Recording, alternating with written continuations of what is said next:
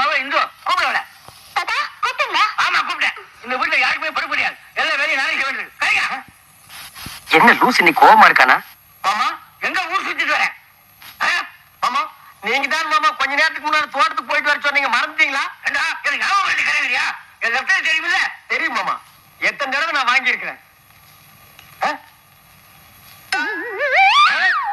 இங்க ஒரு மாமா, அப்ப அங்க சரியா வாங்கிட்டேன். மறுபடியும் வாங்காது. அட நீயா? பாத்தீங்களா இந்த அநியாயத்தை? பாருங்க, உங்க ட்ரெஸ் எடுத்து போட்டு வந்து உங்கள மாதிரி அதிகாரம் பண்றான். அது வந்து தாத்தா நான் வந்து உங்களை மாதிரி ட்ரெஸ் பண்ண ஆசையா இருந்ததா, அதான் அந்த சட்டை இந்த மீசை எல்லாம் போட்டு நான் சும்மா தமா